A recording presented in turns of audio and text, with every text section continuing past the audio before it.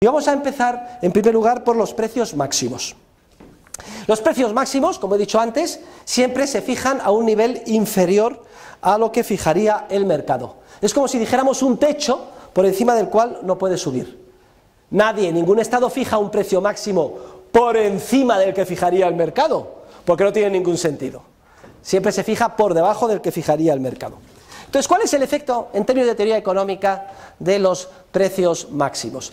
En todos los libros de texto neoclásicos y centrados en el paradigma del equilibrio al uso, se centran básicamente en este primer efecto que voy a comentar ahora, que es el efecto de aparición inmediata de un fenómeno de escasez, pero no se centra en el segundo efecto, que es todavía más importante, relativo a la malsana influencia que tiene el precio máximo sobre el espíritu empresarial.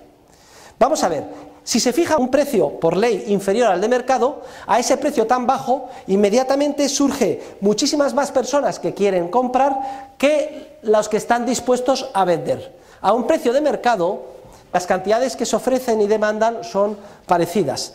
Si el precio se establece a un nivel más bajo, y eso lo vimos al estudiar la determinación del precio en competencia bilateral, surgen muchas más personas que demandan el bien afectado por el precio máximo que personas que lo ofrecen. Y entonces inmediatamente, ¿qué pasa? Que no hay suficiente cantidad de bien para satisfacer la demanda incrementada por ese precio reducido, que es el precio máximo. Y como no hay suficiente bien para dar a todos, a ese precio tan bajo, surge siempre un fenómeno de escasez. Y como no ha quedado bien claro, lo diré una segunda vez. Siempre que se establece un precio máximo con el poder coactivo del Estado por debajo del que fijaría el mercado, surge el fenómeno de la escasez. Y como no hay para todos, hay que buscar sistemas alternativos de distribución del bien escaso en relación con la demanda superabundante. Y surgen unos fenómenos que son curiosos, que ustedes también podrán observar cuando se establecen los precios máximos. Si no hay para todos, pues entonces inmediatamente se organiza un sistema, puede ser de distribución de que, lo que llaman los americanos, first come, first served basis. El primero que llegue, el primero se lo lleva. Se organiza en una cola, cuando hay un precio máximo, una cola. Y entonces los primeros de la cola pueden comprar el bien, y los que están detrás de la cola no pueden adquirir el bien. Pero claro, muchas veces se dice, es injusto, hacemos una cola de 20 personas y solo pueden comprar la leche los primeros 6 y los otros 14 se quedan sin nada, eso es injusto. Entonces viene el político y dice, joder, menudo lío me he metido por poner el precio máximo, y hay colas, y además es injusto y clamor popular. Ya está lo que tengo que hacer. Para que todos puedan llevarse algo, voy a racionar la poca leche que hay entre los 20 de la cola. Se establece lo que se llaman las cartillas de racionamiento. Como no hay para todos, vamos a dar una cartilla de racionamiento, y su cartilla de racionamiento le da derecho a tantos kilos de pan, a medio litro de aceite, etc. Y no se rían ustedes, porque sus bisabuelos y abuelos han vivido en épocas con cartillas de racionamiento, cuando había precios máximos en España. Hay otro sistema de asignación del recurso, si no funciona el mercado, porque hay un precio máximo. Yo tengo que comprar y no hay para todos. La amistad, oye, que te hice tal favor tal día, véndeme por favor un jamón. O otro procedimiento todavía más morboso para tratar de convencer al vendedor de que te venda a ti. Pueden ustedes desarrollar su imaginación cuanto quieran. O en última instancia la violencia. Hay un totum revolutum y va la gente a la tienda, la rompe y se lleva el televisor debajo del brazo. Fíjense ustedes, todos son procesos violentos, redundantes, injustos y absurdos en el momento en que el mercado deja de funcionar y se establece el precio máximo por parte del Estado. Pero es que este fenómeno de la escasez, que es reconocido en todos los libros de texto de economía, se ve aún más agravado por el perverso efecto que tiene el establecimiento del precio máximo sobre el espíritu empresarial. Porque ya saben ustedes que el espíritu empresarial se mueve por los beneficios que esperan obtener los empresarios. Si en un ámbito concreto se limitan los precios que pueden cobrar, se eliminan los beneficios. Y entonces todo el ímpetu empresarial se redirige, abandona esa área, ese ámbito en el que hay precios máximos y se va a otras líneas donde puede obtener pues más beneficios. Entonces, ¿qué es lo que pasa? El problema de la escasez se agrava todavía más. Solo había una posibilidad de acabar con la escasez, dirigiendo todo el espíritu empresarial a tratar de solucionar el problema de la escasez, pero como el incentivo esencial, que es el beneficio, se elimina con el precio máximo, el problema de la escasez se hace todavía más grave. Afortunadamente, el mercado se busca soluciones a estas ineficiencias que generan los precios máximos. Y esas soluciones en muchas ocasiones tienen que ser soluciones al margen de la ley. Afortunadamente surgen mercados negros, que se llama, que al margen de la ley tratan de solucionar el problema de escasez, de colas, de racionamiento, etcétera, típico del precio máximo. Vamos a ver una concatenación lógica de acontecimientos. Imagínense que hay una mala cosecha, un año de sequía y una mala cosecha. Como consecuencia de eso, mala cosecha. Señores, se produce menos trigo. ¿Qué creen ustedes que pasará con el precio del trigo? Sube. Y entonces, clamor popular. Las madres, anda, la harina de mis hijos, la leche, etcétera. El hambre, nos están generando hambre, nos están explotando. La culpa lo tienen los empresarios. Las panificadoras que hacen el pan, que nos están absorbiendo nuestra renta. Y entonces el político dice, no os preocupéis, ha habido mala cosecha y sube el precio, ¿no? Solo hay que hacer una cosa, pongamos un precio máximo razonable que todo el mundo pueda comprar. Y menos mal que hay un político sensato que sabe lo que tiene que hacer, todo el mundo le vota, se establece el precio máximo. Pero claro, como consecuencia de esto, el poco pan que había desaparece. Y surgen las colas, las cartillas de racionamiento, la violencia, el amiguismo, etc. Afortunadamente hay unos empresarios que, jugándose la vida, desarrollan mercado negro.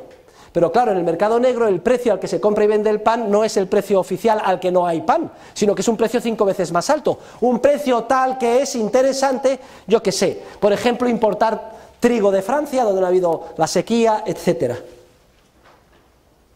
Muchos de ustedes, sus familias, le deben la vida al tan denostado especulador. En español se llama también extraperlista. En los años posteriores a la guerra civil, con gran cantidad de penuria, se establecieron precios máximos para la mayor parte de alimentos, etc. Como consecuencia de esto había una escasez tremenda, pero afortunadamente había mercado negro y se sabía que se podía comprar a precios más altos el aceite, el pan, jamón, etc. Y aunque eran precios mucho más altos, eso salvó de la muerte y del hambre a muchísimas personas. En todas las plazas de todas las ciudades españolas debería de haber un monumento al extraperlista o al especulador, que jugándose la vida y además siendo cabeza de turco, odiado por todos, gracias a él se salvaron miles y miles y miles y miles de seres humanos. Debería haber una estatua, un reconocimiento a ellos.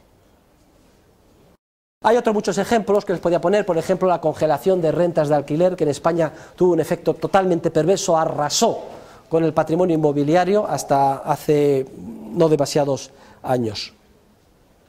Y hay otra ilustración que hemos comentado en clase, todos la recordarán. ¿No se acuerdan cuando hablamos de la caída del Imperio Romano? ¿Qué es lo que pasó con el Imperio Romano? Recuérdenlo cuando lo estudiamos. Era lo mismo que ahora, el estado del bienestar, panem et circenses, pan gratis y juego. Esto arruinó a los productores de Italia. Todo el mundo decía, yo trabajar, me voy también a vivir de la sopa boba del Estado, de la nona a Roma. Roma creciendo cada vez con más proletarios. Proletario, aquel que es tan pobre que solo tiene su prole y vive del Estado. Y además cuanto más hijos mejor, porque así tiene derecho a más cuota de la subvención pública. Claro, eso sería imposible de sostenerlo, con los gastos públicos entra en déficit. Pero claro, si no se puede sostener, ¿qué es lo que hacen los políticos? Pues vamos a pagarlo fabricando dinero. En esa época no conocían la inflación, emitir papel moneda, lo que hacían era quitar la plata al denario, envilecer la moneda, multiplicarla por 10. ¿Qué pasa con los precios cuando se hace esto? Se ponen por las nubes. Y cuando los precios crecieron, ¿qué hicieron? Precios máximos. Y al poner precios máximos, escasez generalizada y los procesos de producción e intercambio bloqueados. Lo que era un floreciente mercado común, comparable con el de la Unión Europea en cuanto a su extensión, salvando las diferentes etapas históricas, desaparece y se derrumba, y los bárbaros simplemente pasan a ocupar las ruinas, resultado de la autodestrucción como consecuencia del estado del bienestar y del intervencionismo en el Imperio Romano. Es otro ejemplo que pueden ustedes recordar y analizar. Me gustaría que leyeran, porque es emocionante, las páginas, tomen nota, 237 a 277 del libro de lecturas, donde se habla de la política de rentas en la Alemania nazi y del milagro de Erhard. Miren, termina la Segunda Guerra Mundial, Alemania destruida por los bombardeos, etc. 11 millones de muertos en Alemania, ocupada por las potencias ganadoras, Inglaterra, Francia, Estados Unidos y Rusia. Vienen las potencias occidentales, no piensen ustedes que eran los comunistas, de eso ya se sabe lo que hay que esperar, y dicen esto, no hay tutía que se pueda organizar un país hundido, y establecen toda una lista de precios máximos para los bienes de primera necesidad, de alimentación, etc. Resultado: hambre, escasez, penuria. Pero afortunadamente, el que había sido alcalde de Colonia, Adenauer, por una serie de azares del destino, nombra ministro de Economía a Ludwig Erhard, que había sido alumno de Röpke y había estudiado los libros de Mises, Hayek, etc. Y Erhard, que era un economista de los que saben, decían: aquí solo hay una solución, aquí tenemos que eliminar todos los precios máximos y establecer el mercado libre. Y lo propone a las potencias occidentales y todos le contestan. Eran todos militares, habían traído a los mejores asesores, a un tal Galbraith, que decían que era un genio de la economía y iba a salvar a Alemania, y lo que hizo fue hundirla. ¡Qué vergüenza! Igual que Estados Unidos cuando ocupó Japón con el general MacArthur, intervencionismo y precios máximos. ¡Qué vergüenza que Occidente impusiera eso! Ni caso. Dice: está usted loco, ¿cómo va a dejar libres los precios con una Alemania destruida?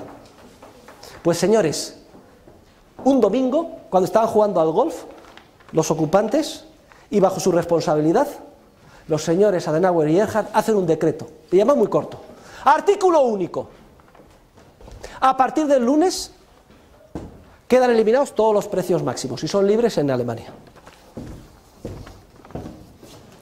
Dice Erhard que estaba aterrorizado, dice: tiene que funcionar la teoría económica que he leído, tiene que funcionar porque si no me cesan. Efectivamente, los ingleses, los americanos, su prensa, se levantan el lunes, su café y ¡pah! ¿Pero qué han hecho esto? Inmediatamente llamando: estáis locos, vamos a echar, etcétera. Dice, pero ¿saben ustedes qué pasó? El milagro de Erhard. Resulta que no se sabe de dónde, de debajo de las piedras, de los escombros, de las ciudades destruidas alemanas, se inundaron unos mercados improvisados de huevos, leche, pan, patatas y comida en superabundancia. ¿Dónde estaba todo eso antes? Oculto por los precios máximos. Y ante la evidencia, las potencias ocupantes tuvieron que callarse. Y ese fue el comienzo del milagro económico alemán, lo que se llama el Wirtschaftswunder, el milagro económico alemán, que fue a su vez el espejo del llamado plan de estabilización de la economía española, que se llevó a cabo pues 10-13 años después.